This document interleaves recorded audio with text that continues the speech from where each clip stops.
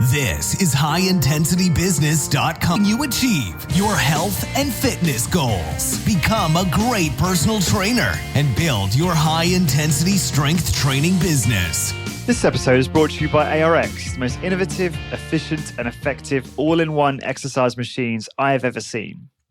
I was really impressed with my ARX workout. The intensity and adaptive resistance was unlike anything I've ever experienced. I love how the machine enables you to increase the negative load to fatigue target muscles more quickly, and I love how the workouts are effortlessly quantified. The software tracks maximum force output, rate of work, total amount of work done, and more in front of you on screen, allowing you to compete with your previous performance to give you and your clients real-time motivation. The ARX uses a computer-controlled motor to give you the exact amount of resistance your clients need 100% of the time. This means that the resistance can never become dangerous, is intuitive and simple to use, and can provide you with all of the results you and your clients are looking for in a fraction of the time. ARX is highly effective and efficient in delivering all of the benefits of exercise, including increased strength, muscle mass, cardiovascular conditioning, bone mineral density, and injury recovery. As well as being utilized by many high-intensity trainers to deliver highly effective and efficient workouts to their clients, ARX comes highly recommended by world-class trainers and brands, including Bulletproof, Tony Robbins, and Ben Greenfield Fitness. To find out more about ARX and get $500 off install when you place an order, please go to arxfit.com and mention HIB, that's High Intensity Business, in the How Did You Hear About Us field. So again, to get $500 off install when you place an order, head on over to arxfit.com and enter HIB in the How Did You Hear About Us field.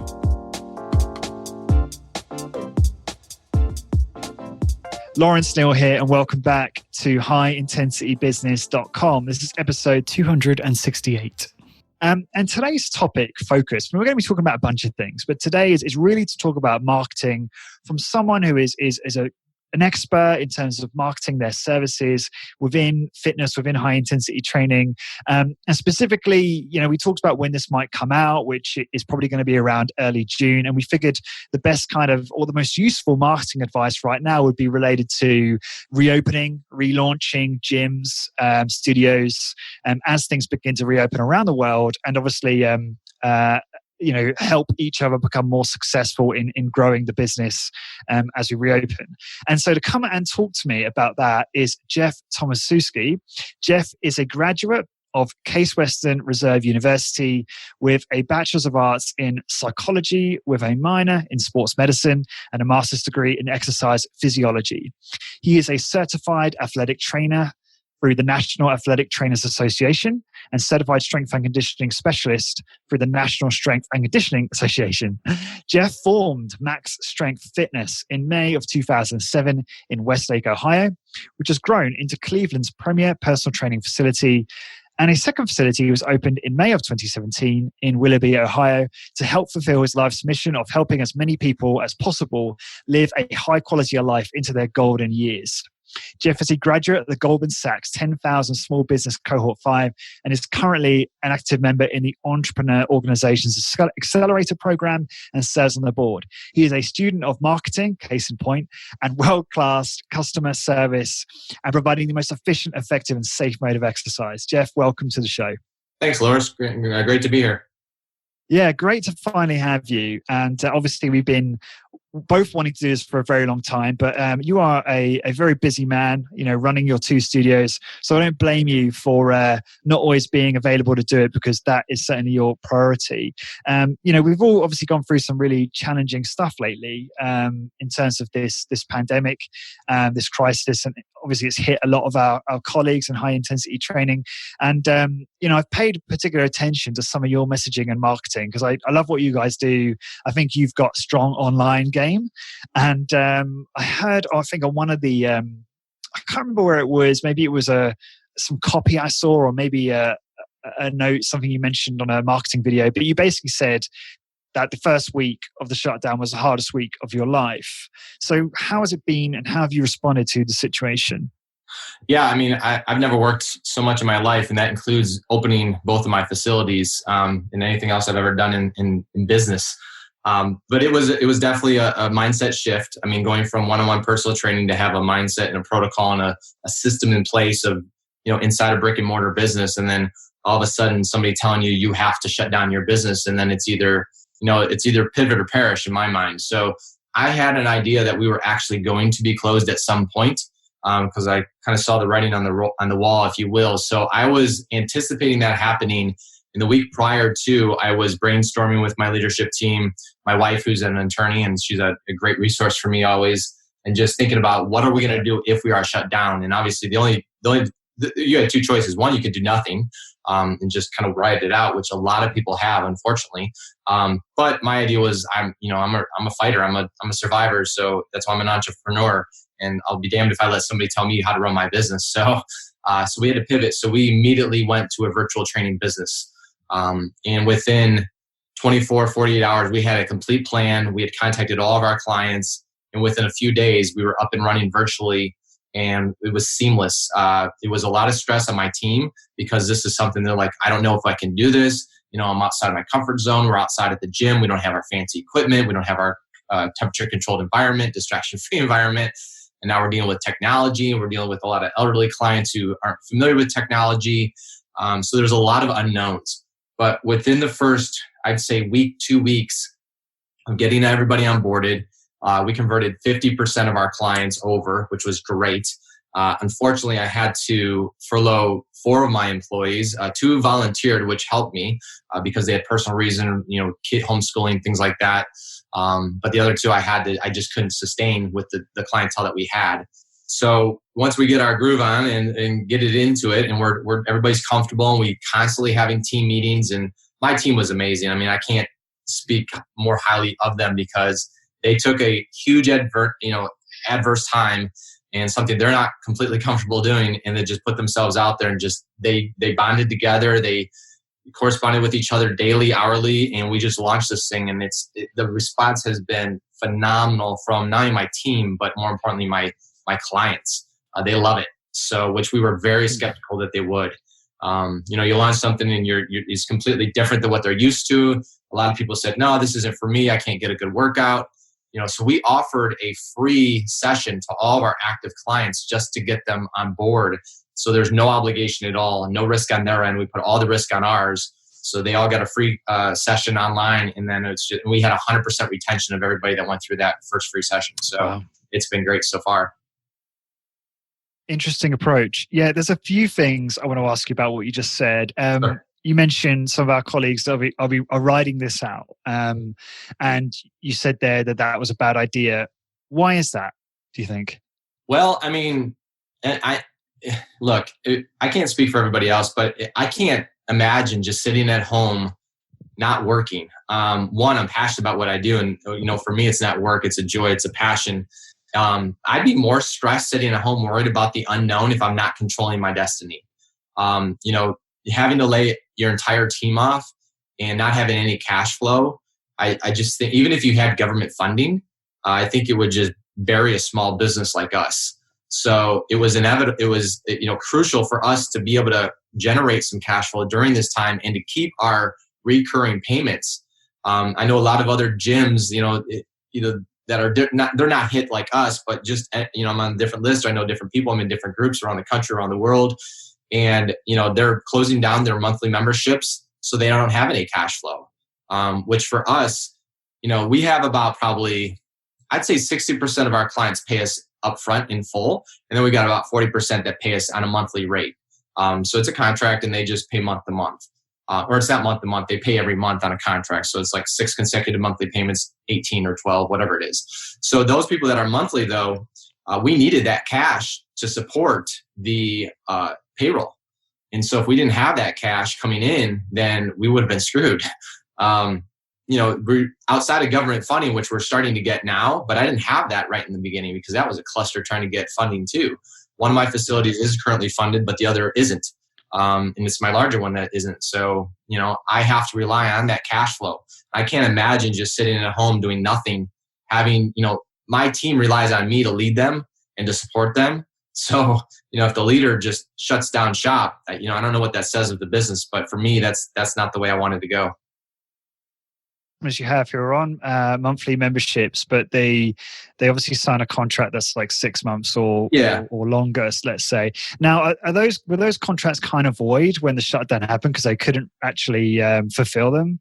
No, because what we put out was even though we're not training one-on-one, we are still training virtually. So you have that option. Yeah. And most of our clients have converted that. So we've kept our monthly billing going. If you have a financial hardship that you can no longer support that monthly payment, even if you're not training, I completely understand. And we'll suspend your membership. So I had a handful of people reach out to me that, the husband lost the job, or they lost the job, or they're just completely overwhelmed with, everything they're doing now, or they're retired and their retirement just took a tank. It just went down. So, so I had a couple people that needed to suspend their payments, which they said, look, I will definitely be back. I have a dentist who, has been in practice for 30 years. And he's like, I will absolutely be back when this all clears. But I had to shut down my entire practice. I have no cash flow. And I'm trying to just, save all my resources as best I can and limit all my spending, which how can you argue with that, right? So you have to be empathetic. At the end of the day, it's like, we're trying to survive too, but I'm never going to put my clients in a position where I want to be a financial hardship. So even when prospects come in the door, if it's too expensive, then that's the last thing I want to be is a stress. I'm trying to decrease stress in their life, not add stress to their life. So even though it sucks for us losing that monthly payment, I just think the goodwill is far more valuable. And I know we'll keep them as a raving fan down the road. Yeah, I 100% agree with that. This is a good time to talk about something which I've been thinking about quite a lot and talking a fair bit about on the podcast. That example you gave of your dentist. Now, I'm very confident based on what I know about you and that anecdote there that he will return. But we should never, ever assume that, right? And the problem is this is another way of framing this as preference versus performance. People don't always say what they're going to do, whether that, in this context, buying services. And I think this is kind of related to what we're talking about, because a lot of people are sitting back and let's say they decided not to do virtual training because maybe, I think a common reason is because they don't believe in it. And they run the risk of making that assumption that everyone's going to come back in when they reopen, which I think is a bit naive and they're actually more likely to see quite a bit of churn based on other facilities and other offers from other service providers bombarding their clientele during the shutdown. So what do you make of that? What's your opinion on that? I'm just very curious how you think about that. Yeah, I agree 100%. I think you're very naive if you think once you open the doors, 100% of your people are going to come running back to you. One, because there's a pandemic going on and my clientele are older. A lot of them are in the high-risk group and they're fearful. And they're afraid that if they walk outside, they will, attract the virus. And so, we've surveyed our clients this week because I anticipate us going back into the facility within the next 3 to 4 weeks. I'm praying to God that happens. But I need to get an idea of who's coming back and who's not. And so our survey went out because I have virtual training clients. There's some clients who have expressed that, one, they love the virtual training and they'd rather continue with that. So guess what we just did? We opened up a whole new profit center in virtual training. So virtual training will be something we continue to do from here on out at Max Strength Fitness. Now, if you would have asked me 3 weeks ago or 3 months ago, will you ever do virtual training? I'd say you're crazy. No, there's no way we're going to do that. It wasn't even on my radar. But then if you would have asked me, told me you had to do it in 4 days, I'd have said you did it in 3. Because that's how confident in my team and I that we can take our skill set and transition, which is exactly what we did. But yeah, bringing people back in the door, that's the logistical issue, because with the social distancing requirements, we're a small facility in my Willoughby facility. I've got, 19 pieces in there. I've got 5 trainers in there at a time, and it's only 1,000 square feet. So, we're jamming and we're packed. I know people like Luke that are high volume too, in a smaller space. That's a crucial consideration for us and concern moving forward is how do I accommodate my clients that are used to training at certain times and my staff working certain schedules, and then trying to have client flow go back in the door. So for us, in a perfect world, we would have about 25% of our clients who are doing virtual stay virtual because it frees up space inside the facility. And then, going back into it, I would love to have the 50% who aren't training virtual at least 50 to 60% of them come back in the door. That's what I'm banking on. And that's so far, our survey has outperformed that anticipation. So right now, our survey, when we sent it out to the clients that are not training virtual, 95% of them said that they would come back. Now, 95% of them said they come back. About 90% said they come back immediately. And 5% said they're going to wait, which is fine. I get it. So I treat them now as an inactive client. We are marketing to them. We are communicating to them. We are communicating to them constantly. My communication went from 3 emails a week. We do 2 content emails, Tuesdays and Thursdays. And then Saturday is always a video that I produce in-house, motivation, inspiration, things like that. We've been doing that for years. So this past year in 2019, we used to just do a one-time on Saturday, a one-time email. It was always a video that we would produce in-house. And it's not training, it's motivation, inspiration. You can check out our YouTube channel. We've got just a ton of things because my clients are into everything. And I try to be a holistic approach for all of their personal productivity, mindset, inspiration, motivation, habit-based form, things like that. So it's not training-based. They get enough of that inside the facility. With our mastery series too. So we went from 3 emails a week, which we had about a 20% open rate, which is good. I think is really good for a list of 1,000 people. So the majority of our clients are opening it. And then I've got a lot of people that aren't clients that are reading my content too. We went from 3 days a week to 6 days a week emails. And you're like, oh my gosh, people would be inundated. Everybody's getting stuff in, consideration, but I want to be top of mind.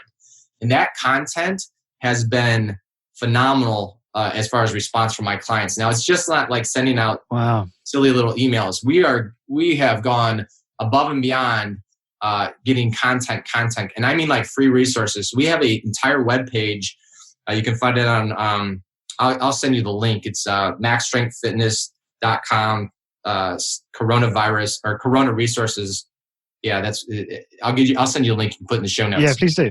Yeah. We have like 20 free reports. I mean, everything from foam rolling to grilling to grocery store lists to sugar detox to, everything that I've ever done content-wise as a lead magnet is on there. We have a quarantine daily checklist. How do you check in with yourself every day to make sure you're moving forward, staying positive?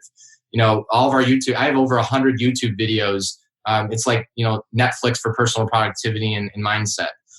So we have so many resources that we've released, and other people's too. So like I'm linking to Oprah and Deepak in their meditation and Ziva meditation, and Mel Robbins and her YouTube channel. So I'm just trying to get resources that I follow, listen to, and that have helped me into my clients' hands. And the response has been tremendous. And you would think that emailing people 6 times a week from 3 would decrease your open rate. It's actually increased 4%. Which is what is the open rate? Sorry, on the is it right now? It's about 27%. Okay, yes, that's pretty much above industry standards. So that's pretty good. Yeah, very good actually. So that's fascinating. I remember hearing something actually. I listened to a podcast. I think Ryan Holiday. I can't remember who. I think he was being interviewed by Noah Kagan, and they were talking about this actually. That it's kind of arrogant, as we have this arrogance as business owners to think, I shouldn't be sending too many emails or doing too many posts or what have you because I don't want to bombard my customer. But you're not being, it's not like they're sitting there waiting for your email or for your post. I mean, they are being bombarded by media all over the place. And obviously with all the emails they're getting, but also the social media platforms kind of de-ranking organic content over versus paid, for instance, they're not going to see everything you put out, right? So to your point, in order to be top of mind, you do have to almost put out more stuff. Do you see what I'm saying? It's like almost an arrogance that you think that, I shouldn't put out too much because that's all my customers are doing is seeing my stuff, but they're not. They're seeing all this other stuff, Sure. And that's always the fear, is that you're overwhelming them or it's too much. I mean, I found the opposite. My client, now here's the caveat to that. It's got to be quality. If you're just sending out stuff to send out stuff, and it's not engaging, it's not conversational, it's not story-based. So there's a lot of psychology to go behind what we're sending out.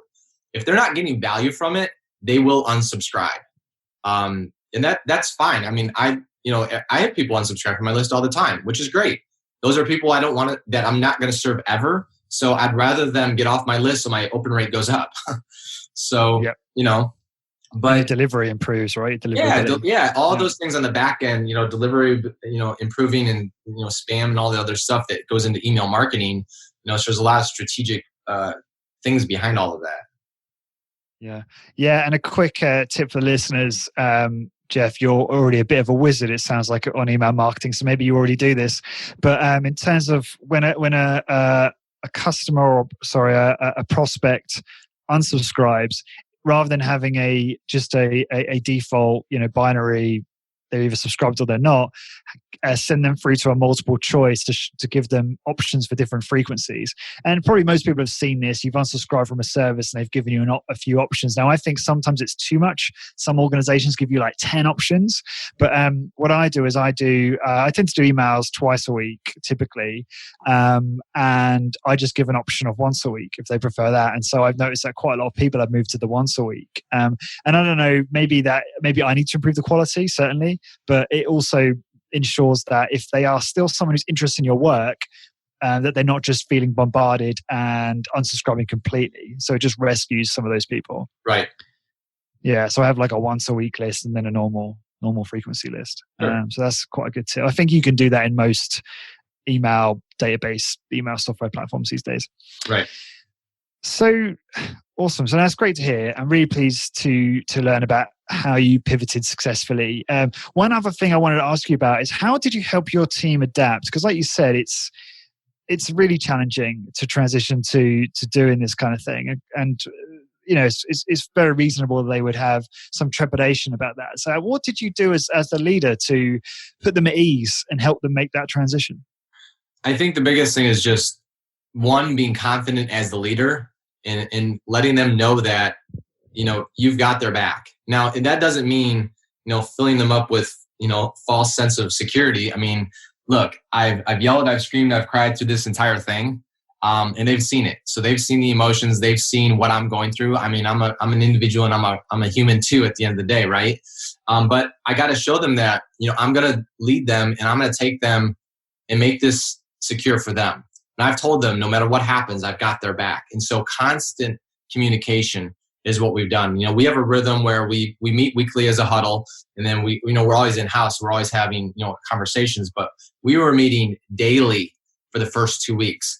And then we dropped down our frequency for Zoom huddles. I'll call them twice a week, but then also constant communication. So we use Basecamp for our project management system. So we have all kinds of different threads in there of, just words of wisdom, of, resources to get them up to speed. We went through every exercise that they were going to do. We have a whole database of our exercises.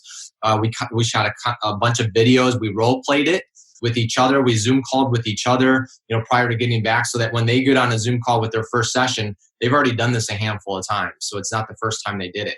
And I just told them, I said, look, if you simply adapt our core value, one of our core values is efficient, effective, and safe when it comes to our exercise modality.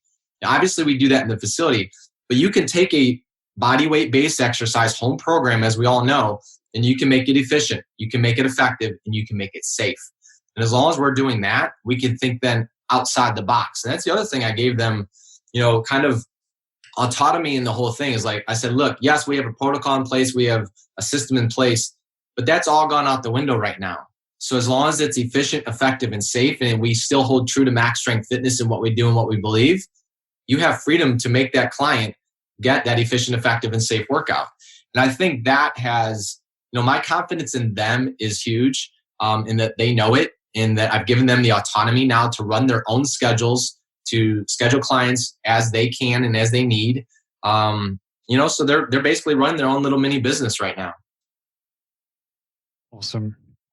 Sounds good, and sounds like you've gone about it in the most effective way you can. So before all this happened, last year we were at Rec 2019 having a great time. Sure. And that was kind of partly the inspiration for this this podcast in terms of talking about marketing because I just loved your presentation. But one of the issues with the rapid presentations is that they are rapid and they are 4 minutes, and you were whizzing through yours because you had that time constraint. And I don't like taking notes. I'll take some notes, but I prefer to just get the materials after the fact. And I don't think your presentations were kind of sent round. They may have been, I can't remember, to all the rec attendees. But before we get into, I guess, maybe some of that presentation, which we'll have for the listeners to download on the blog post if they wish, and also get into your kind of marketing strategy, I just want to talk to you about rec. How did you find it? Did you enjoy your experience there? Oh, yeah, it was phenomenal. I haven't been able to go. I mean, this is the first year I was actually able to logistically figure it out because typically my kids' spring break is always during rec. This past year in 2019, spring break started right after that weekend. So actually, I went a day early just to meet with Luke privately, just to consult with him because I value his input. And so I went a day early. I went up on Thursday, spent the day with Luke and his team. My team came up on Friday. I spent Friday there, and then I left out Saturday morning, right towards the end of the conference where everybody else was stayed in happy hour and all that other stuff. I had to leave because that next day on Sunday we had an all-day volleyball tournament, and then that night we packed up the car and we drove up to Tremblant in Canada and went skiing for a week. So logistically, wow. I made it work. And this year, there's lots of silver linings behind what's going on. But this year, for me, one of them I can look forward to is rec got canceled or it got moved till later in the year, which is great because I would not have been able to go this year because we would have been on vacation this year. So I told Luke he needs to move that to a different time of year so that I can attend. But yeah, so I was able to go and I was able to bring my managers and one of my trainers. And it was phenomenal. It was great. And I've known Luke for years. Luke came and visited one of our facilities way back in the day when he was first starting out. So we've had that relationship back and forth. And he's just been a great colleague, confidant. I look to him for a ton of resources and just insight. Yeah, that's awesome. Were there any specific highlights that you want to talk about? Anything that really sticks out as being like, I just enjoyed that piece so much?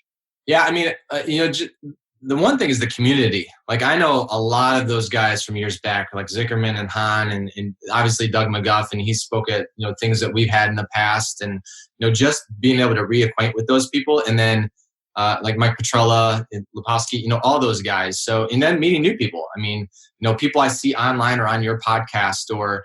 I love networking and just brainstorming with like-minded entrepreneurs that are in our space.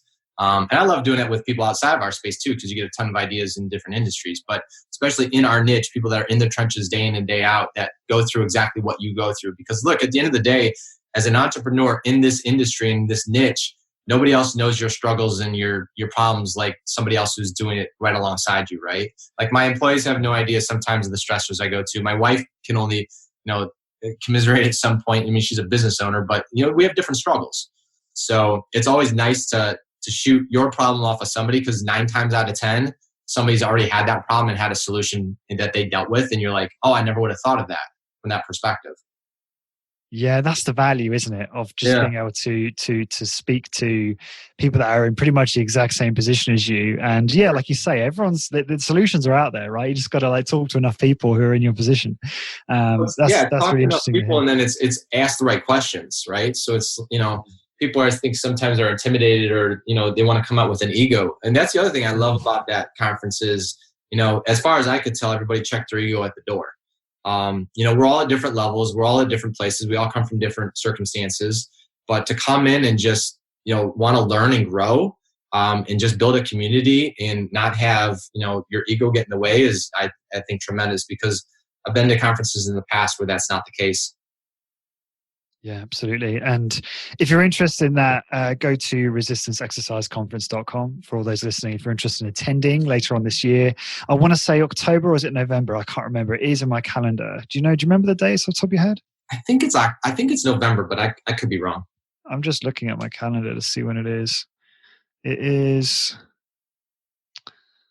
Oh, I'll pull it up later. But yeah, just go to resistanceexerciseconference.com. And just for the record, people might be thinking, He's always promoting this. What is he getting in return? Full disclosure, I do generally do some kind of partnership with Rec and with Luke and his team. But it's not, we're not talking a great deal of reward, and it's not about that. It's more about, it's more about pushing people to an event that I'm really passionate about, and I always have a great time. And obviously, it's in my interest too, because I get to talk to people about some of the stuff I do that's very much related to growing a high intensity training business. And so I see it as all being very symbiotic in that sense. So just full disclosure on all that stuff. So all right. So again, you did this great presentation. Which I just had in quotes here, raving fans, but I don't think that's what it was called. It's just one of the things I remember you talking about. But I'd love to hear about your marketing strategy, Jeff, and how you kind of run marketing for your business. And then we can also talk about what you're going to be doing specifically on that as we begin to reopen studios. Sure. Yeah. So the presentation was actually called "How to Attract Your Ideal Client." So it's your who. Because at the end of the day, there's lots of different people you can market to and you can attract as your client. I mean, we can have athletes, we can have executives. It could be female only or male only. It could be just baby boomers. It could be, any niche market and segment you could go after. But for us, we've settled on a specific demographic, and that's who our marketing speaks to. And it's only who our marketing speaks to. And actually, I try to repel everybody else. So just like when I'm marketing to bring on a new team member, a new trainer, my marketing in that ad, if you will, that job posting, look, by the time you read through that job posting, you're like, oh my God, I have to work at this place. This is what I've been looking for. Or you're going to say, these guys are crazy. They're insane. Absolutely not, which is great. And that's the same thing I want with my clients. I want my clients to say, finally, a place that will accommodate to me and knows my needs, my goals, my limitations, and I can, this is something I can get behind on and get on board with. Yeah, that's awesome. I love what you said. It's so, well, I don't know if counterintuitive is the right label, but it's just not the way a lot of people think. But it's very aligned with those that have had the most sort of financial success in their business. They do very much have the same approach as you. Now, in terms of can you just talk about your target market in more specific, with more kind of just add more color to that? Yeah. So my target market, I have 3 different ideal clients, if you will. So ideal client, not in any specific order, but ideal client number 1 is male or female executive. They're C-suites. They either own a company or they're in a executive level position. They're typically 50 or above. They are high achievers. They're philanthropic. They built their wealth, they built their empire, but at the end of the day, they've kind of let their health and fitness suffer. And so that's where we come in, being efficient, effective, and safe. So 20 minutes twice a week, in, out, back to their busy day. They don't have to worry about showering or grooming because we keep the temperature control with fans.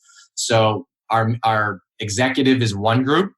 And then we've got the counterpart, either the stay-at-home or the super mom or super dad these days, right? So we've got those as well. So those people are, one, they're taking care of their family. They're taking care of the executive. They're taking care of the kids. They're taking care of maybe an elderly parent as well. So they've got all of these demands on them. And again, they're 50 and above typically too. So they've got all of these demands on them where they're putting themselves on the back burner, where we are a light at the end of the tunnel, giving them the energy, the fitness, the health, the perspective, the mindset, the self-confidence to handle with all of these other stressors. So you've got those 2 clients, if you will, and then you take both of those and retire them into the baby boomer age, into 65 or 70 and above. And that's another group, is our boomers. So we've got people who are retired who have suffered with joint ailments, hip replacements, knee replacements, cages, fusions of the spine, dementia, Alzheimer's. All of those clients are ideal clients for us too. So we've got those 3 different ideal clients, if you will. And so when my marketing goes out, it's going to speak directly to one of those or all those or those 3. So even though we do the same protocol, the same thing, we tailor the protocol to the individual. So if somebody has a hip replacement or a shoulder impingement, we're going to tailor the protocol to them. Because with my background being physical therapy and athletic training, I know a lot more than most traditional personal trainers, even just in the HIIT. And that's not to be cocky. It's just because I have that experience. I can teach then my team to be very effective from a therapeutic, from a post physical therapy perspective. So a lot of clients come to us pre or post surgery to rehab, after traditional therapy. And then they just become a personal training client, which has been a great niche for us. So clients that typically can go to, they can't go to traditional training or they can't tolerate it, that's who we attract. Super interesting. So, some wisdom in business might say, you should really have a single target market. I would, for instance, I would think that Discover Strength pretty much have a single target market, although they have Mary and Michael. So, okay, they're male and female, but they're pretty much the same type of individual. Busy executive for the most part. And it's just interesting there, hear you talk about yours. You've got a few. So I'm curious, is there not a conflict there with, if you think about it from like Seth Godin says, he talks about, we built this for you. We didn't build this for you. As you were kind of alluding to at the start of this, you were talking about attracting and repelling people, which I love that because I think that is that's how you really build that ideal client base. But how do you make that congruent? So, for instance, if you say, right, we've built this business for the busy executive, how do you then make your whole experience and every touch point, every interaction, every piece of your business resonate with those other target markets, because they're not the same type of person? And do you think that sometimes you run the risk of impinging is the wrong word, but reducing the quality of their experience, so to speak? Yeah, I understand what you're saying, and that's a slippery slope, right? Because I get that. Like, pick one person and go after that, and I think that's what we did in the beginning. And in the beginning, it was the executive. Actually, I would take that back. In the beginning, it was typically the super mom. That's who we were targeting. And then the super mom told the husband or vice versa. And they're like, this is amazing. You should check this out with your busy schedule. And then we started to get into the executive market. So now we had two different demographics. And then we took those two people and they're like, well, my mom or dad are ailing. They're not doing anything. They're atrophying. They're suffering sarcopenia and all these other health conditions. Can you help them? Well, yeah, absolutely. So now we start to attract them. So that's kind of the evolution of how our marketing went and our demographic went. But when I'm doing, like, for example, my clients, the best thing for me for marketing has been print. We have a lot of little local niche newspapers or magazines that I'll pull out a 1-page ad or a quarter-page ad or whatever it is. And I like to tell a story because my clients like to read. So we do an advertorial. So I don't do just a traditional print ad, which I do sometimes, but I always like to follow it or have an adjunct to it with a story. So one of those stories is going to feature one of our clients. And so we'll alternate then every month one of our clients. It'll be the executive 1 month. It'll be the supermom 1 month. It'll be the baby boomer the next month. But at the end of that story, I'm always going to tie it into, by the way, we can help the executive, the supermom, the 80-year-old grandmother with both hips replaced. So I'm telling them that even though we're for this person, we're for you too. And the benefits and features of what we do and how we do it is all woven into that story. So even though I'm speaking to that executive primarily, the baby boomer is going to say, oh my gosh, I can do that, or they can do that for me, or I like that about that, even though it's not speaking directly to me. So there's, it's always talking to those three groups somewhere in that story.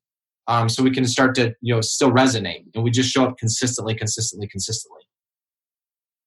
Yeah, interesting stuff. Okay, makes sense. So, I thought it'd be good to kind of talk about some of the principles first. You've touched on some of your core values during this. Just curious, do you use any sort of operating system or framework for thinking about marketing, like Traction or anything like that in your business? Yeah, so I utilize Traction. We've modified it to our small business. EOS. I've been a big fan of Gino Wickman, and I was a member of Entrepreneurs Organization, which Gino is a member of here locally in Cleveland. I was a member for years. So I run a system. I run a basis off that. We huddle. We do strategic. We have everything laid out from a systems and operational perspective.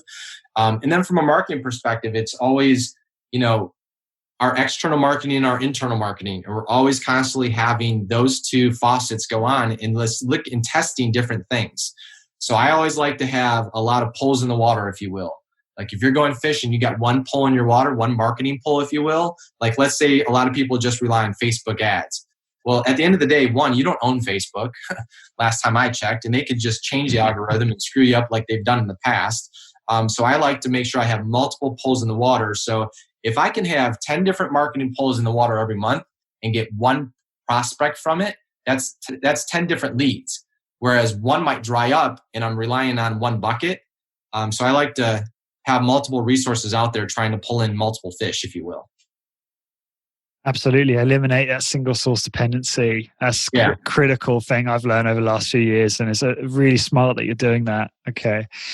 So in terms of, so you've got experience with traction. So just stepping back a second, because I do want to get into the tactical for sure. But do you have like the free uniques within your business? Yeah, I mean, we've narrowed down a lot of different things, and the same thing as Luke has. I'd have to pull up my traction document because it's not top of mind. But, for us, efficient, effective, and safe is one, obviously, because at the end of the day, it goes all back down to our training model. So we're always looking for those things as we go through. Let me pull up really quick here. Well, I just wondered if you kind of had your core values were both your differentiators as well as your core values. It seemed. I mean, that's So I mean, our three uniques are life transforming results in two sessions, 20 minutes twice a week. Right. It's a no sweat workout. They can come in, go out, right back to the busy day. Don't have to worry about showering and changing. And number three is world class customer service. So those for us would be our three uniques. So for our core values would be Kaizen, constant, steady improvement, always evolving from a learning perspective. Number two is over deliver, give more value to a client than they give us in payment, and we don't compete on price. I consider us more of the Nordstroms of shopping rather than Walmart. So we're competing at a higher level rather than I've got a competitor where their tagline is the affordable personal trainer. Well, that's fine. I don't want to compete on price. I'm going to give more value to my client ever. And they're going to be happy to pay twice or three times as much to train with us than they are with you. And then professionalism, always showing up professional. We wear a shirt and tie, that's our attire. That's what we've done for years, as we'll always do. So we're more of a medical profession than a gym or a personal trainer ever will be. Efficient, effective, and safe, we've hit on that. And then personal responsibility and accountability, making sure my team is, I don't micromanage them. They have their schedule. I bring clients in the door as a business owner. I convert them into a paying client. And then it's my trainer's number one job is to retain. On their job description, it says, number one, retain your clients. So if they can retain and I can attract and convert, then we have a great marriage going forward as far as, the symbiotic relationship with my team and me as far as the business runs. Everybody knows their role. As long as they do it to the best of their ability and do it world class, then we all grow and survive and thrive in this environment. Awesome. So what do you charge for like a personal training session? Yeah, our sessions average around $50 per session typically. Okay. So they'll range from, our high-end package is $70 per session. Our low-end package is $46 per session. And so the 50s and the lower because most of our clients are going to commit to longer terms because that's the way I sell it up front. So we have a 6, 12, and 18-month package. The longer they commit, the more they save. They can pay in full or they can pay month to month. And that's the monthly charges I talked about earlier from our monthly memberships. And so that's the way we've run our pricing model. This episode is brought to you by our sponsor, ARX. Are you looking to create a cutting-edge, high-intensity training facility? Are you confused on what equipment to use or how to separate yourself from the masses? Well, then ARX Fit might be the answer you're looking for.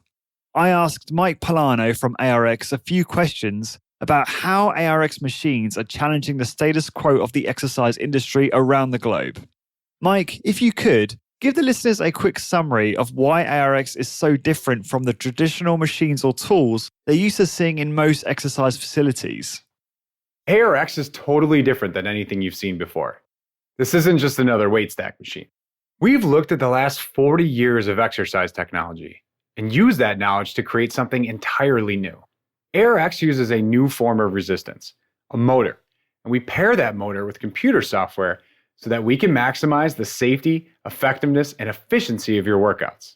So you may be asking, okay, but how does ARX compare to weights? Traditional machines you see in gyms today are based on lifting metal weights and battling gravity. What people don't realize is that when you're forced to lift a static weight like this, one that doesn't adapt or change while you use it, you're underloading yourself rep after rep. And this unnecessarily limits your ability to make improvements. With ARX, we've taken a totally different approach. We removed weights and gravity from the equation altogether. Instead, ARX combines our patented motorized resistance with our custom computer software to provide you with the world's safest, most effective, and most quantified form of resistance training ever. When you train with ARX, you are training to your perfect level of resistance, both positively and negatively 100% of the time. No more guessing what weight to use. ARX does all of that for you, instantly and automatically. We'll also track and measure every second of every rep, so you can quantify all of your workouts to find out if you're improving and by exactly how much. Whether your goals are bigger muscles, increased strength, stronger bones, or just to look good in a bathing suit, ARX can help you achieve all of these and more, but do so in a fraction of the time it would take compared to traditional equipment. If you're looking for the most efficient, most effective, and most quantified piece of exercise equipment on the market today, then look no further than ARX. Thanks, Mike. That all sounds really impressive. If you'd like to learn more about ARX, visit arxfit.com and mention that you heard about ARX on the High Intensity Business podcast to receive an exclusive deal of $500 off shipping and installation of your ARX machines. Okay, so in terms of lead generation, obviously you've talked briefly about the different poles in the water, different marketing tactics you've got in play at all times. How much do you rely on referrals from existing clients? Because it seems that is a pretty big source of new clients for a lot of our colleagues. So I'm just curious, how is that in your business, and how does that compare to leads you might generate through other means? Sure. I mean, in the beginning when we first started, and actually today is our 13th anniversary in Westlake. So it's our 13th year in business. So that's pretty phenomenal. So when we first started, it was obviously 100% by referral, because I got one or two clients in the door, people I knew, and they just started telling friends, and then it organically grew. But I wanted to grow at a faster rate. And so I became a student of marketing. And that's why I love diving into as you said in the intro, I have a major degree in psychology. That's what my undergraduate degree was in, because they didn't have sports medicine as a major. It was just a minor. So I majored in psychology, and ever since then, I've always been fascinated by human psychology, influence, persuasion, things of that nature. And when I had a business, I'm like, well, I can't rely on this if I want to grow faster and bigger. I have to get into this thing they call marketing. So I just dove everything I could from a business owner into how do I attract clients and everything I've learned today moving forward. Referrals are a huge component to it, and those are the best clients coming in the door, because they're low cost, because your client is, they know, like, and trust you, and they're spreading the word. And we do reward our clients. We give away, in the past, we traditionally always gave away 2 free sessions for a referral. But 2 years ago, we switched to, or maybe it's been a little bit longer now, we give 1 month of free training. So, I mean, that's like a $400 value to my clients. So I give them my business card, and on the back of my business card is a gift card. It's a referral. It's an initial consultation and 2 free sessions if they want to give it to a prospect coming in the door. It's hard plastic. It's not a traditional paper one. So it's got value. And I say, here's the most expensive business card you're ever going to get. It's a $400 card right here. I said, and I've got more, by the way. And the more you refer, the more I reward. So during my initial consultation, when we close them, I always tell them about our referral rewards program. And then we have marketing that goes out once they become a client, once they get into us. We're always asking for testimonials. That's part of our marketing automated system. And then we're always asking for referrals. So, and it's in everything that we send out as far as referrals. We'll do targeted referral campaigns at least twice a year. We'll do a referral drive, typically towards the holidays, like a new year, a new you, give the gift of health and fitness at this holiday time. So that's huge for us. And then we typically do one over the summer to drive revenue and drive new clientele then. But we're always constantly programming for our referrals. But the more I got into marketing, the more I went from relying 100% on referrals to my lead generation, new prospects switched to like 65% referrals, 40% into the external marketing that I'm bringing in from lead sources because I'm putting out more marketing. So the more marketing I put out, the more leads obviously I was bringing in. And I'm always willing to spend money to make money. I'll test anything at least for a bit of time to see if it bears fruit. Because if you don't put it out there, you'll never know. And then we'll just test and iterate and see down what works. And, I've been at this for years. So I've got a pretty good system down with the print, with the advertorials that we do, the headlines, the marketing, the hook, and everything I talked about that presentation at REC. It really just comes down to those three components. The hook, it's your headline, and then you got your story. You got to solve their problems and give them a solution to their problems. And then the offer, and I call that the Godfather Strategy. It's like, give them an offer they can't refuse. And so that's everything that I went through in the REC presentation in about like 4 minutes. Yeah, and that'll be available to download for those listening Sure. on the blog post for this. Just have to search for episode 273 on the website because it's excellent, the presentation. And you do all because of your background in psychology, I assume you do all the copywriting, do you, Jeff? Yeah, I do most of the writing myself. I've hired people in the past and done things, but at the end of the day, I've always found that if I just speak from my voice and talk to my client directly, to that one person in one of those three groups, it resonates far more. And I always try to put personality into it, but then also personal experience into it. Because at the end of the day, this is personal training, and I don't train clients anymore. So I don't have that one-on-one connection and rapport like my clients do. I'll typically do their initial consultation and then get them to become an active member. But after that, I don't have much contact with them face to face, that is. Now I'll see them throughout the facility and say hi and obviously be cordial and have conversations there. But that's where the marketing from a email perspective comes in. And this is what I'm a firm believer in. And it proves it time and time again.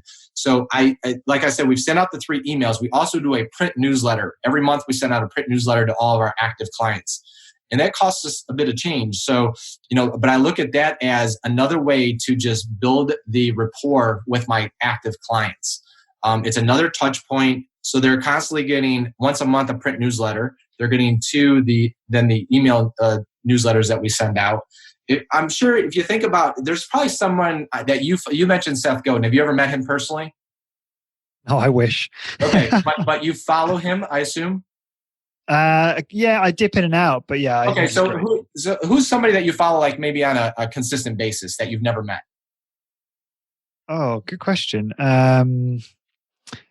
Oh God, probably Tim Ferriss. I'd say probably relatively consistent. Do you feel that you know Tim Ferriss on some level personally? Yeah, because of when you've consumed hours of their podcasts. Exactly. So that's my point. Is so if there's people I follow online that like I think we're friends. Like I call them a mentor, even though they're a virtual mentor. I've never met them. They don't know me from anybody. I'm a person on their list, but I consumed so much of their content that I feel like I have that relationship. And so even though my clients do have a personal relationship with me because they met with me on the first day and they see me around the facilities, my voice in their inbox 3 days a week and now 6 days a week resonates with them. And so they feel that from a psychological perspective, they have this relationship with Jeff, even though they don't see Jeff often. But they see my trainers. And so they've got those other relationships. So they got the one-on-one intimate relationship with my trainers and the rapport. And then they've got the other relationship with me via the emails and via the conversations and the print newsletters and things that we send to them. So that's one way I can stay upfront and top of mind with my clients, but having not seen them for 6 or 8 months. Yeah, those are some excellent. I call that like proactive retention process. Yes, and exactly. And that's excellent. You said that you don't train people anymore. Do you not keep like a hand in the game, like maybe a couple sessions a week, nothing like that? I don't, and I know some trainers like Luke does that. I respect that. I made the decision when I opened up my second facility to get 100% out of the one-to-one training, because one, I didn't want their clients to rely on me. And look, I do fill in. I take that back. I do fill in for vacation. So there will be a time and place where I'll probably see, over a quarter, I might train a handful of sessions, filling in for clients, or filling in for trainers that are on vacation. So I guess I do train a little bit, but it's not consistent. It's not on a consistent basis. It's as need or an emergency, or if somebody calls in sick, I'll fill in a pinch. But no, I do all the initial consultations typically, or Brian will do them in my Westlake facility on need, because that's the best use of my time. The best use of my time is not training clients. Not that I don't love it. I do. I love it and I miss it sometimes. But that's why I hire amazing trainers to do that job. That's what they love to do. That's what they're best at. And so I rely on them to fulfill that role. It's a better ROI on my time to sit there and create a marketing piece or a business systems or an operations systems or something to move the business forward and to grow it, so that we can all grow and let my trainers do what they do best and let me do what I do best. So that's my unique ability, if you will. Yes, it's funny you should bring that up. I was literally about to say that's your unique ability. Yep. We're on the same page. But yeah, I mean, the old adage, work on the business rather than in the business, is obviously how you grow a business successfully. So that's very interesting to hear. Just going back to what you said there about the various tactics, what's been your most... So at the moment, as it stands, I think the ratio you gave earlier was about 60-65% referrals. I know obviously a lot of this is changed due to the current crisis, but just in general over the years, sort of 60-65% referrals, and then the rest through your other sort of proactive marketing campaigns. Is that correct? Is that roughly? Yeah, and actually right now I have, since we shifted to virtual, I've had 4 new clients. Well, I have 2 consults later today. Both of those are from referrals, and I just closed 2 last week who I never saw in the facility. They were on our list, on our email list, and that's why it's important too. I'll have clients that opt into our email list, and months later, or even a year later, they say, hey, I want to raise my hand and come in for initial consultation. When I asked where they heard about us, it was like, oh, I saw you in the Mimi newspaper. I heard you on this radio ad, or I heard you on something that wasn't a referral.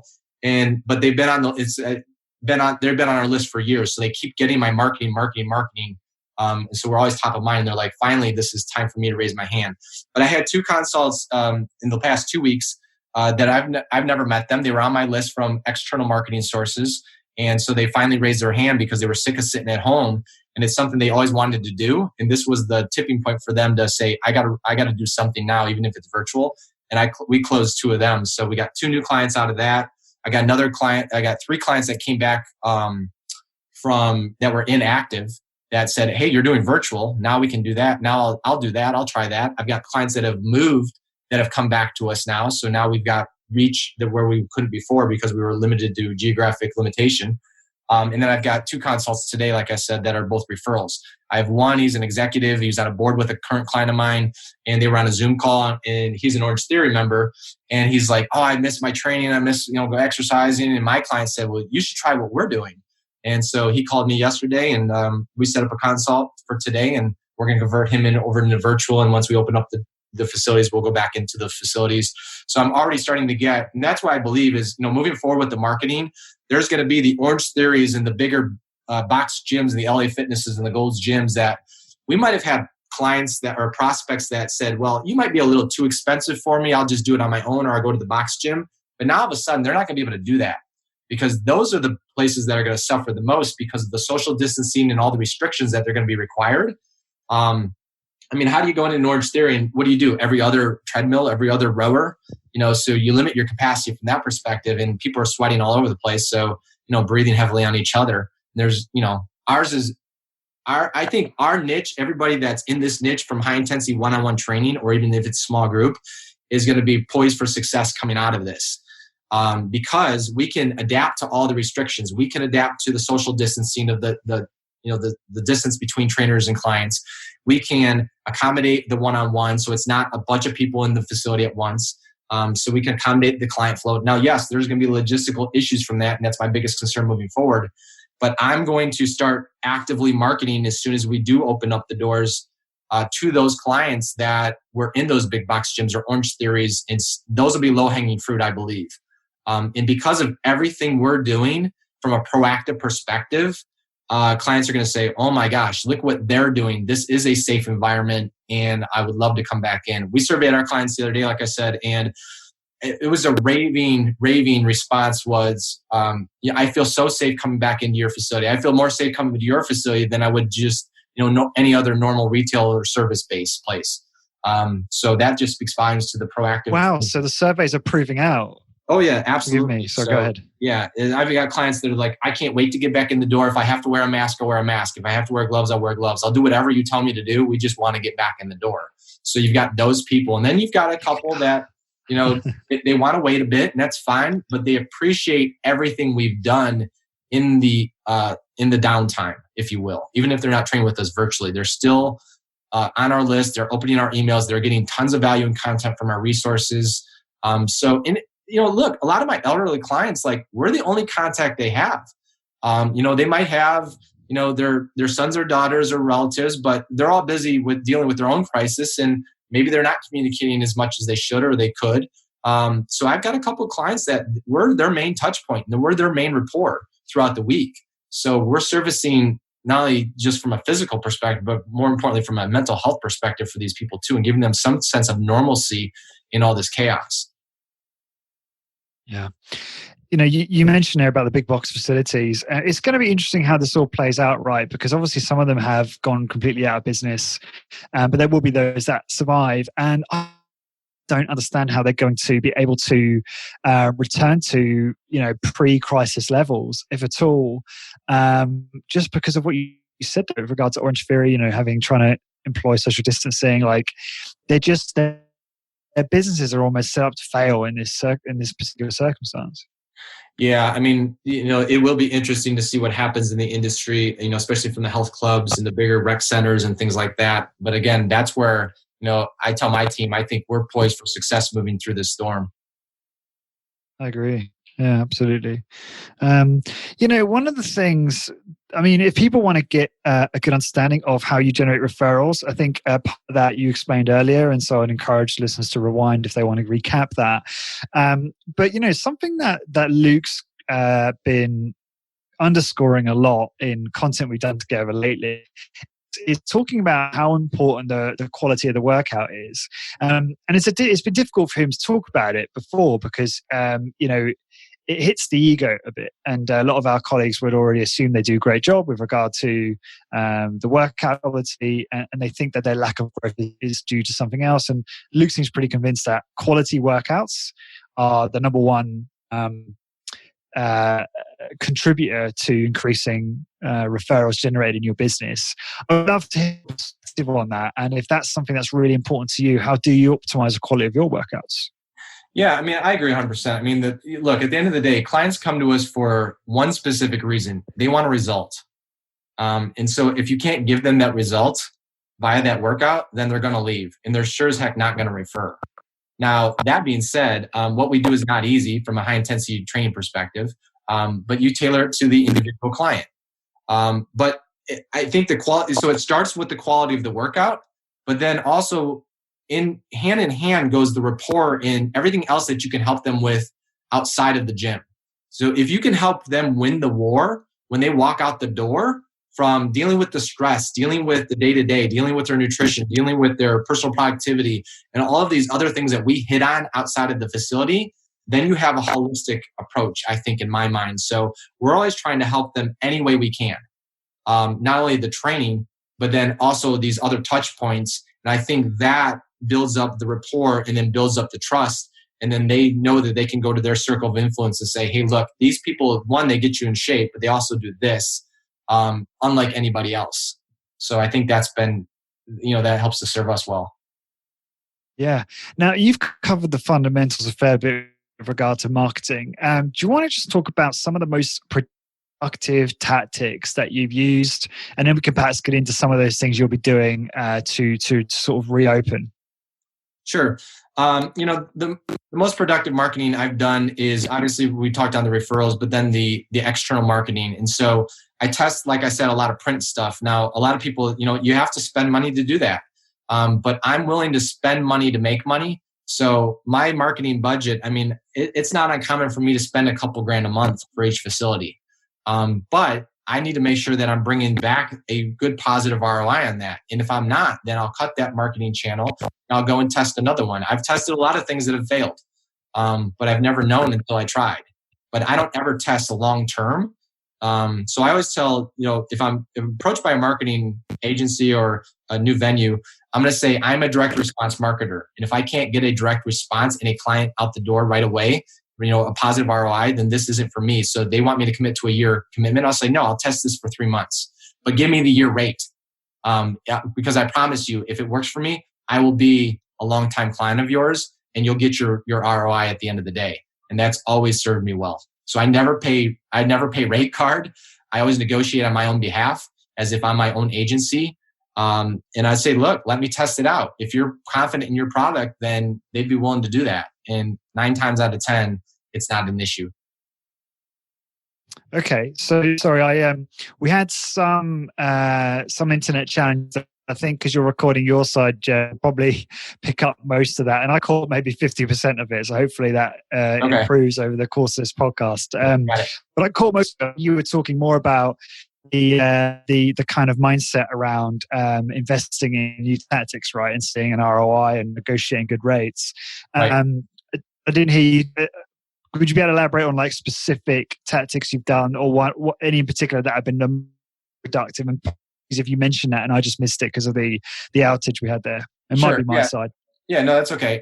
So like I said, I do a lot of print. Newspapers. We also do direct mail. So we'll do oversized postcards. That's worked well for us. We'll do everyday direct mail for us through the United States Post Office. You can pick a postal code and you can mass mail to that postal code. So that's very cheap. And then, so I'm just very strategic around picking the zip codes and the postal codes, if you will, their mail routes that are specific to around my demographic where my clients live. So we've done that. I've done bigger 8-page advertorials, special reports that drive them to a free report, that drive them to a website, to a landing page, to convert them into a client.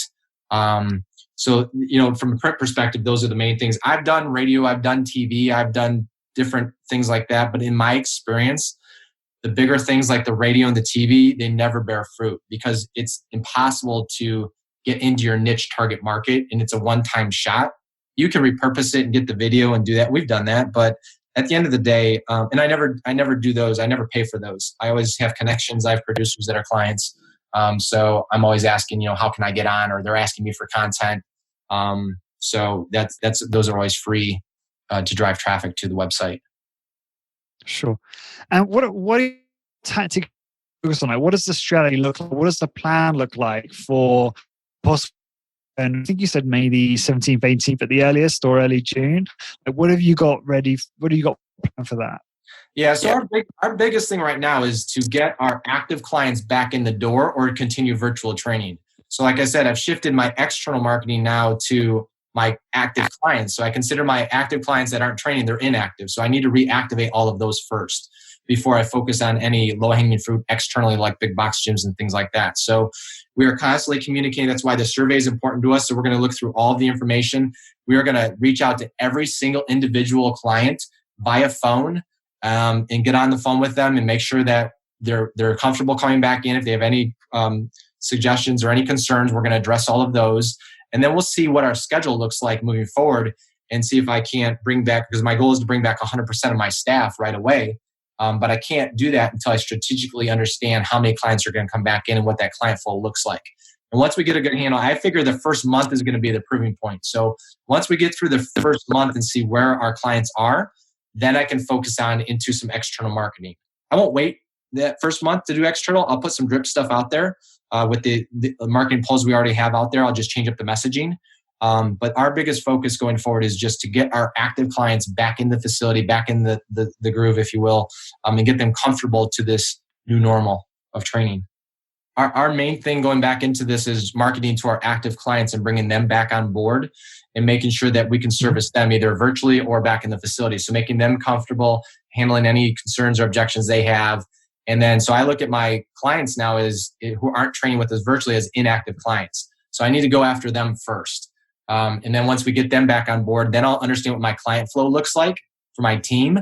And then I can strategically go and do more external marketing to the big box gyms and people that are, maybe afraid or not, they're concerned about going back into those environments. Now, will you be utilizing mostly offline approaches that have worked best for you? Yeah, I'll utilize the offline because that's worked for us in the past, and that's still my market. So I believe even those people are at the bigger box gyms or competitors are still reading those ads or those advertorials. I'll utilize some Facebook and LinkedIn things too, but we'll also do a referral program too. So I mean, I'll take anything I have from a marketing perspective and just start to put those systems in place. I know it's in the rec presentation. I can't remember how much detail you go into in terms of the print campaign or a campaign that's worked really well for you.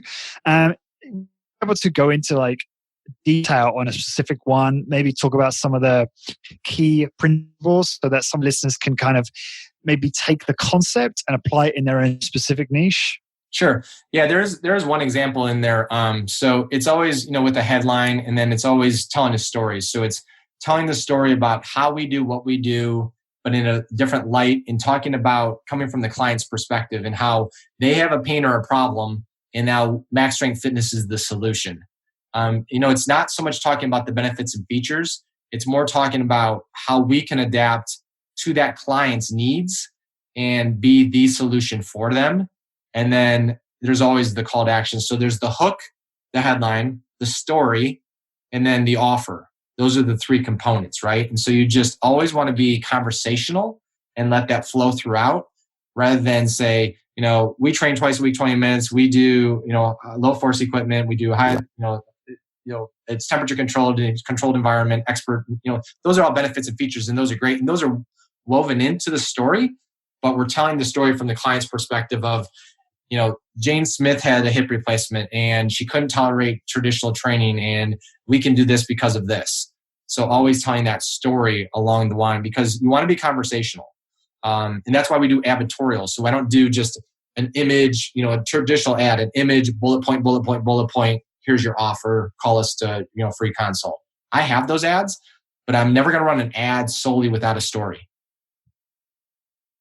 So we're always just trying to provide value, or it's like the top 5 reasons seniors need to train, or here's how seniors can train, or the 3 top picks for productivity for executives, how the super mom can get it all done in, minutes a week. So you're always giving value, and driving the client then to at the end, the offer. Well, if you like more information, or if you'd like a free initial consultation demo workout, go to our website or give us a call. So you always have those call to actions at the end.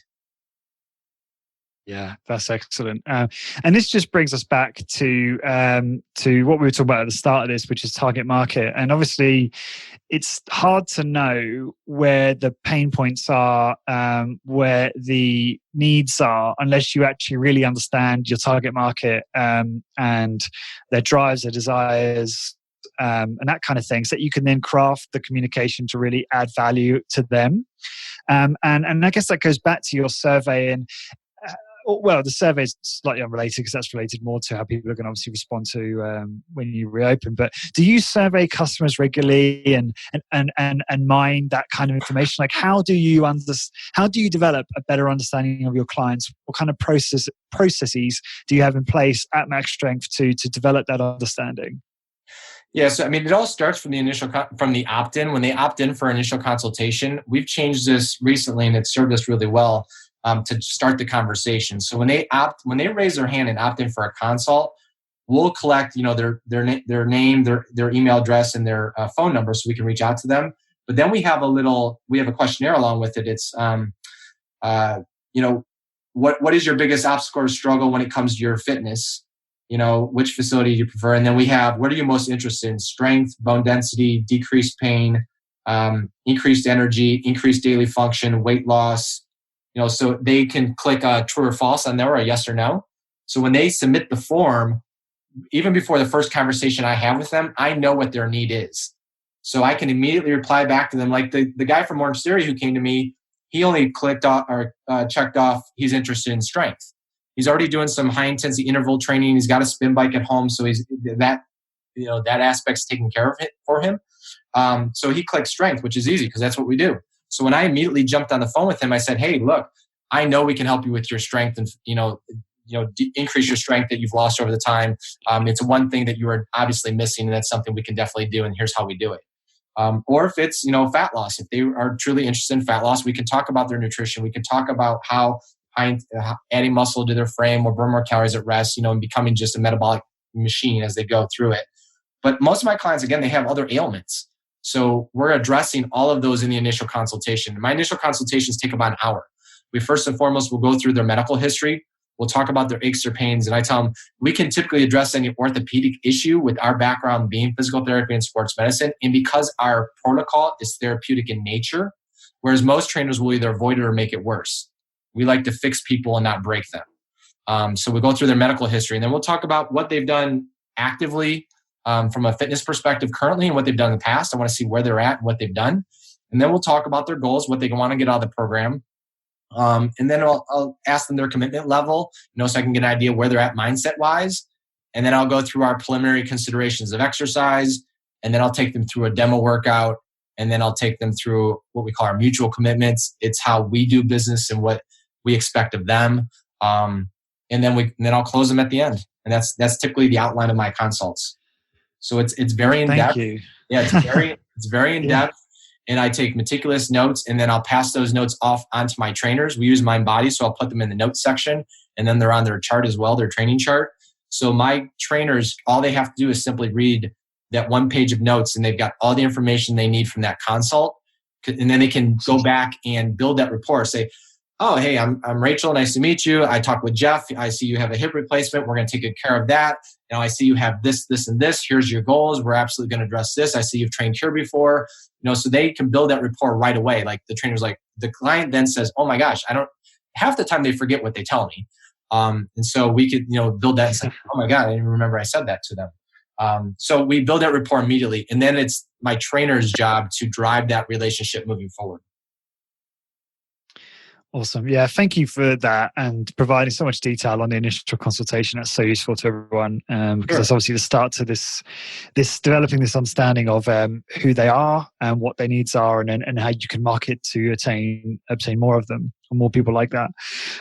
You talked about the survey. I just want to jump back for a second. You talked about the survey you put out to gauge how people are going to respond post-crisis in terms of those that are going to come in, those that are going to wait, those that are going to continue with virtual.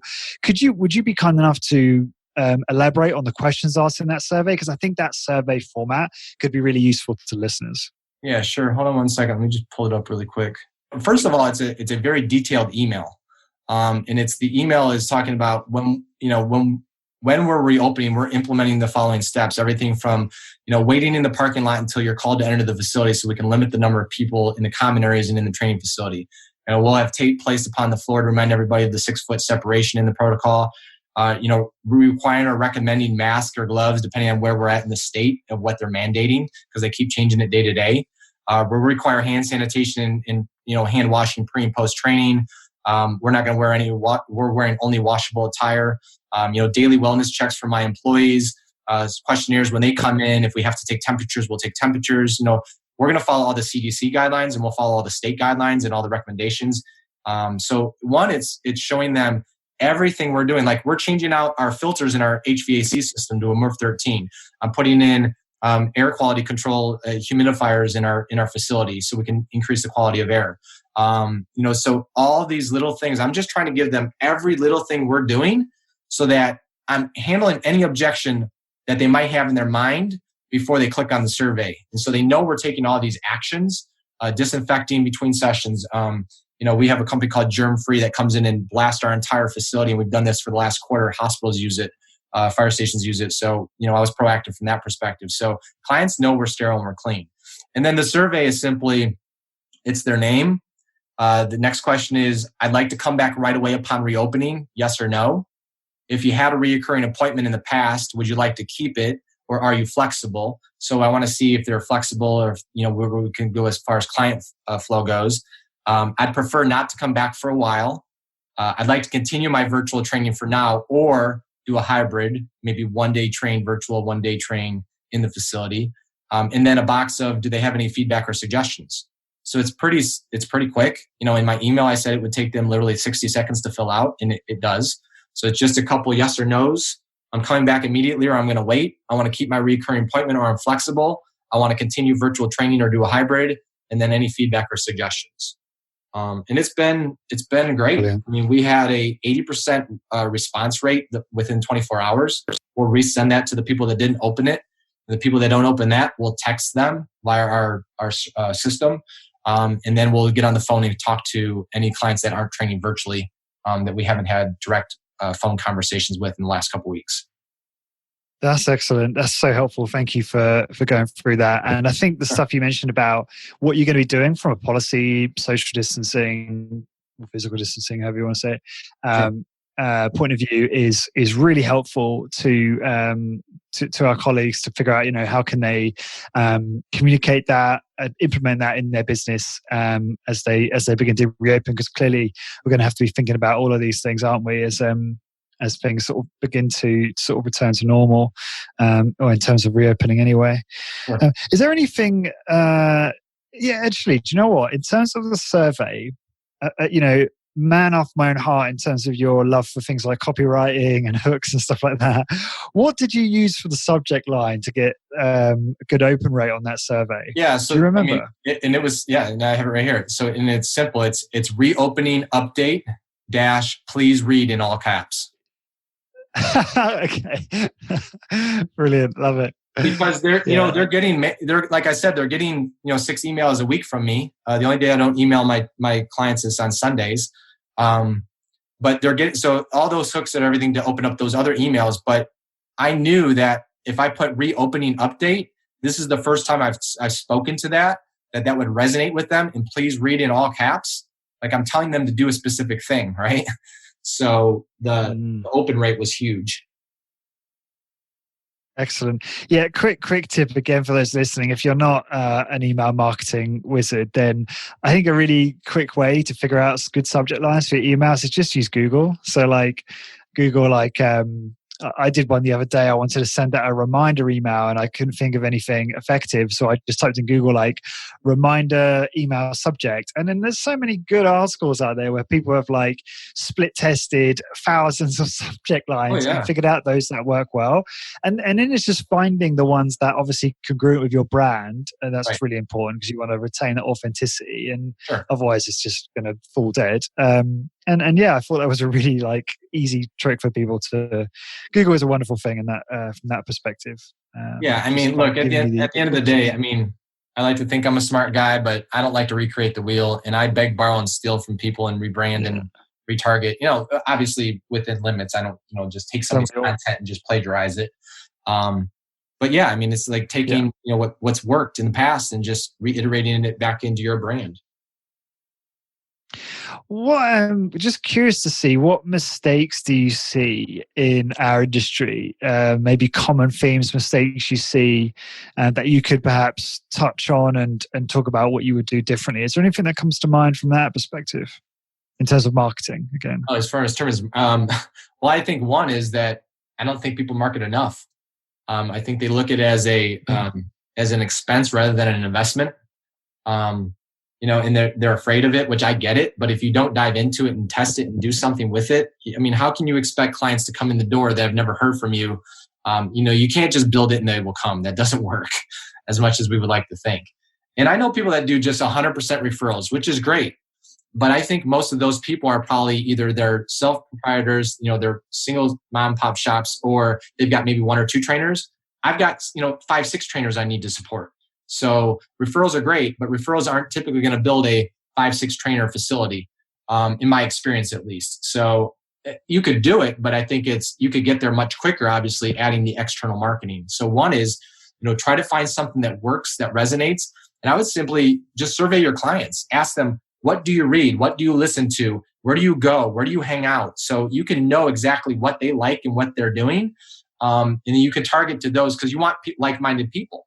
So I'll target, different net magazines or newspaper articles or newspaper mediums that my clients are already reading.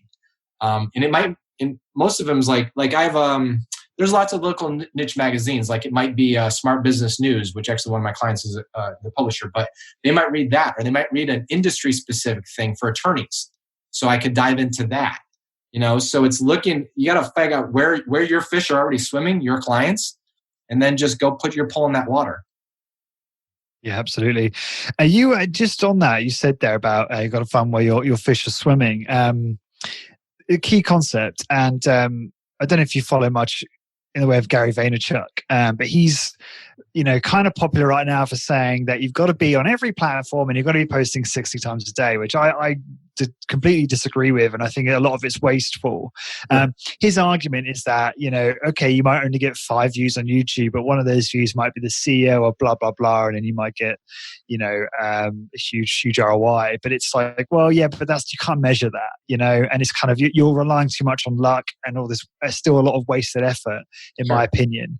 I'd love to, how do you think about that? So when you're thinking about marketing, do you follow much of Gary's stuff? Do you have an opinion on his mindset? Yeah. I follow him. I've been following him over the years, but not like I'm not a huge number one raving fan. And that doesn't mean I don't like his content. It just means he's not number one on my priority list to follow.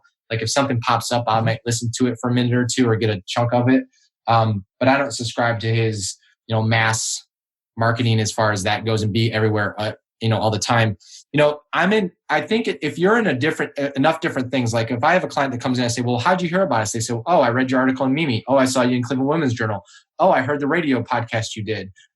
So I'm, to a lot of my clients, I'm everywhere because there's only so many little, things that they're getting in the community.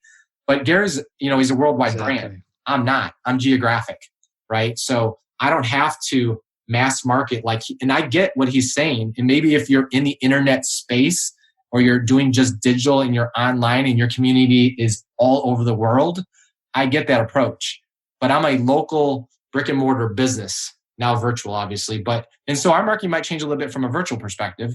But the brick and mortar business is, I'm not going to sit there and cast it all over the world because I can't service those people. Now I can virtually, but again, my bread and butter, I think, is always going to be still in-house in the facility. So I get what he's saying, but it's the context, right? And it's the content where you're at, or the place where you're at, I guess. Absolutely. Just going back to your strategy around reopening, really appreciate you being transparent about your marketing side of things there. Is there anything else that you're doing as part of your strategy to kind of maximize the chances of having the best success as you reopen? Anything else that you may have left out or is not necessarily marketing, but still really important? I think it's communication with your clients and just being transparent, staying top of mind and giving them value. I've had so many clients, thank you so much for everything you've done for us in the past few weeks, even if they're not training with us. And I've had so many clients say, thank you so much for being creative and inspirational, motivational by shifting to the virtual training. So I think it's just, again, communicating with your clients. Like I know some businesses that have gone dark. It's like Luke said, he's the number one revenue source for, I think, his hairstylist or the salon or wherever he goes. And they've not communicated one iota, right? He might opt out to a different business. I don't know. That's his prerogative. But, I think just staying top of mind when, like you said, there's a lot of places that are trying to beg for your attention, and just keep pushing forward, and just be open and honest with your clients. Here's what we're doing. Here's how we're going to ensure your safety. And look, if you can't do that, then don't lie to them. But do everything you can to open your facility so it's sterile, it's clean. You have to, for us, my biggest logistical concern is client flow. Like I'm used to having 6 trainers from 7 a.m. until 12:30 in the morning, slammed, booked, and just constantly turning over clients with quality care, obviously. But that's got to change. So I'm going to have to create a complete blank slate. I'm going to open up the surveys and see who's coming back, who's not, who's training virtually, who's not, or what the hybrid looks like. I'm going to say, here's how many sessions we are going to have. Here's how many trainers I have. Here's the hours in the week. Forget everything we've already done in the past as far as scheduling goes, and let's start with a blank slate. And let's figure out logistically how we can create the client flow we need to accommodate the social distancing parameters, and how can we put our team members so they're strategically set up. I might have 3 trainers in the facility training and have 2 doing virtual. That'd be great. That'd be my ideal scenario. But I won't know that until we open. But it's just, you just got to get a hold of your clients and say, look, what are your concerns? What are your fears? And just address them and just be open and honest with them. Yes, simple as that, really. It's just reaching out and being prepared that, isn't it? The thing you said there regarding what Luke said about his hairstylist or hairdresser, I don't know if you'd like me saying stylist, that was part of his presentation, wasn't it, on the Rec Focus webinar, right? Was that, yeah? Yep. Yeah. Go ahead. Sorry. Yeah. So sorry, there was a slight delay there, I think. How awesome was his closing thoughts? Like, that was so inspiring. Did you find that inspiring? Yeah, no, it's great. Luke knows how to speak. He knows how to lead. I give him tons of credit and props for that. That's why I like keeping him in my circle of influence.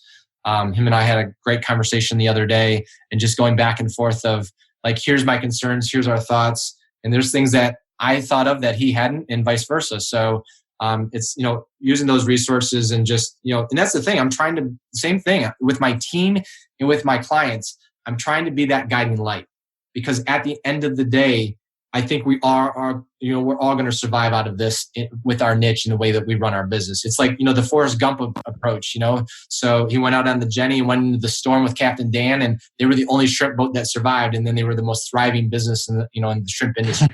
That's, I played that video for my team.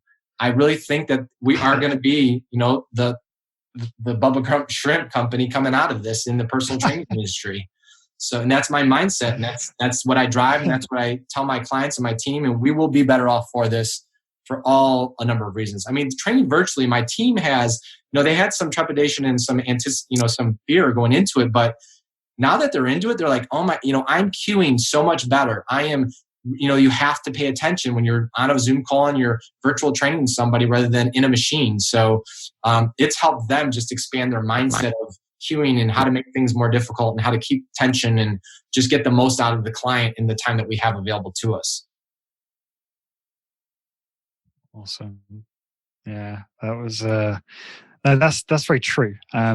Interesting how that it's helped you with the queuing side of things and the coaching. So it's almost like Luke said about again, I can't remember if he said this on that Focus presentation or somewhere else, where he said about how he used the Michael Jordan analogy that when Michael Jordan was during one of the Chicago Bulls championship games, he actually played really, really well to kind of save his team. And he was saying that in relation to how his trainers are like stepping up in order to deliver and even improve service virtually. So you're noticing a similar type of response to this crisis in your trainers. Yeah, my team is amazing. I could not be more proud of them. They've all stepped up. They're making their clients accountable. They're running their own schedules.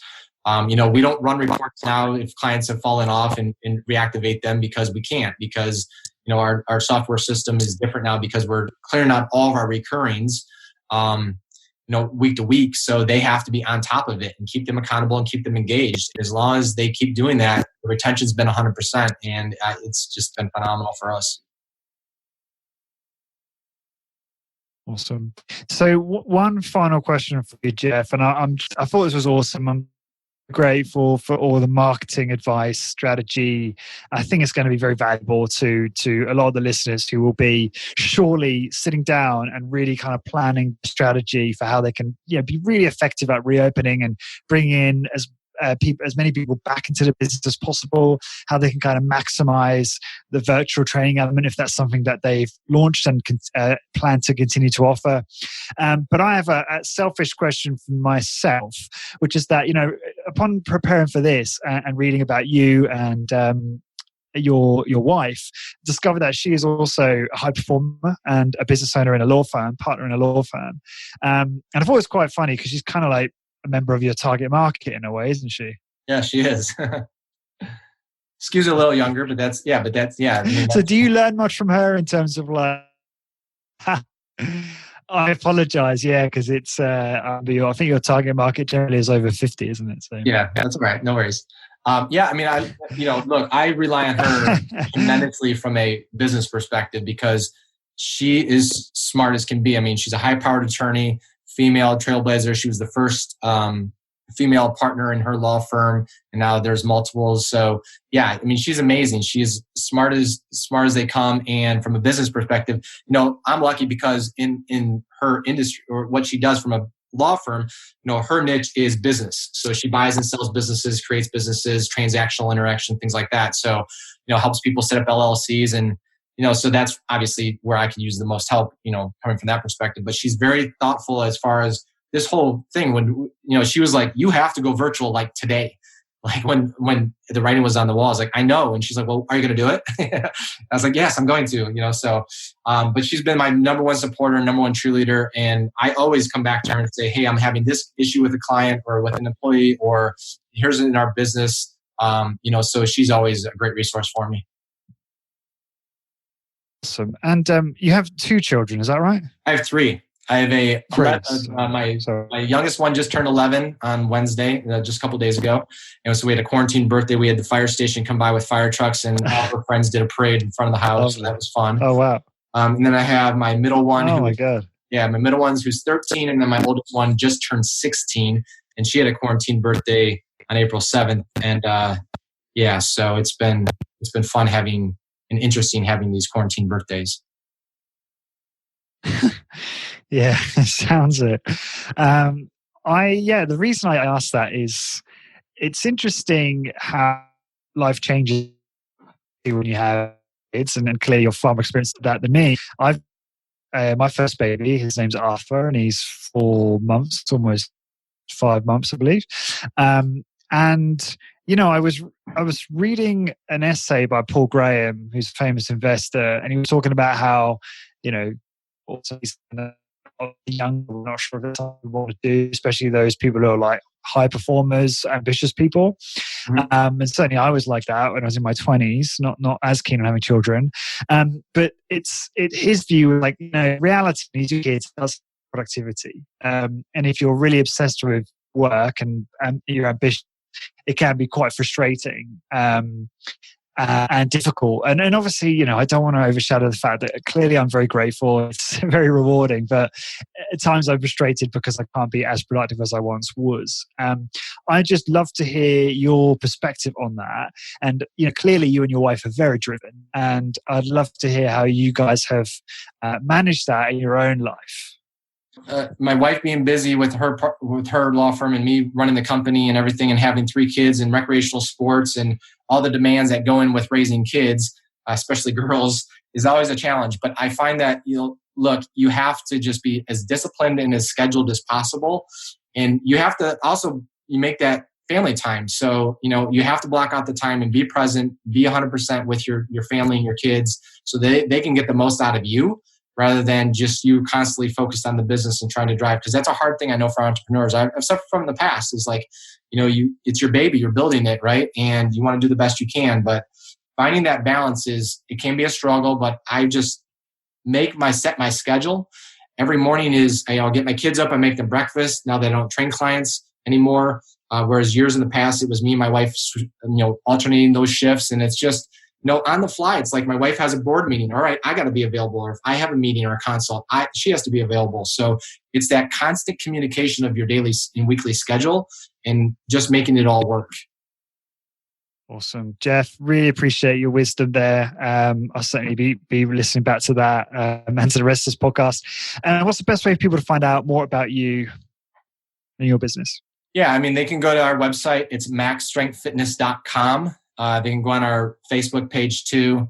We've got information up there that we constantly put in our feed. And then they can always email me. It's direct at Jeff, Jeff, at maxstrengthfitness.com. That's the best way to get a hold of me. Awesome.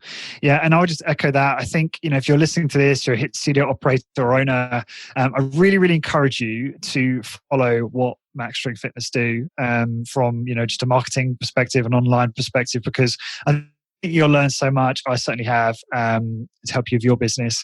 And to find the blog post for this episode and download the PDF that we mentioned, the PDF, which is the marketing presentation Jeff gave at Rec 2019, which we offer to provide you here. And please go to highintensitybusiness.com, search for episode 268. And until next time, thank you very much for listening. Discover how to achieve your health and fitness goals, become a great personal trainer, and build a successful, high-intensity training business. Check out highintensitybusiness.com. highintensitybusiness.com. This episode is brought to you by ARX, the most innovative, efficient, and effective all-in-one exercise machines I have ever seen. I was really impressed with my ARX workout. The intensity and adaptive resistance was unlike anything I've ever experienced. I love how the machine enables you to increase the negative load to fatigue target muscles more quickly, and I love how the workouts are effortlessly quantified. The software tracks maximum force output, rate of work, total amount of work done, and more in front of you on screen, allowing you to compete with your previous performance to give you and your clients real-time motivation. The ARX uses a computer-controlled motor to give you the exact amount of resistance your clients need 100% of the time. This means that the resistance can never become dangerous, is intuitive and simple to use, and can provide you with all of the results you and your clients are looking for in a fraction of the time. ARX is highly effective and efficient in delivering all of the benefits of exercise, including increased strength, muscle mass, cardiovascular conditioning, bone mineral density, and injury recovery. As well as being utilized by many high-intensity trainers to deliver highly effective and efficient workouts to their clients, ARX comes highly recommended by world-class trainers and brands, including Bulletproof, Tony Robbins, and Ben Greenfield Fitness. To find out more about ARX and get $500 off install when you place an order, please go to arxfit.com and mention HIB, that's High Intensity Business, in the How Did You Hear About Us field. So again, to get $500 off install when you place an order, head on over to arxfit.com and enter HIB in the How Did You Hear About Us field.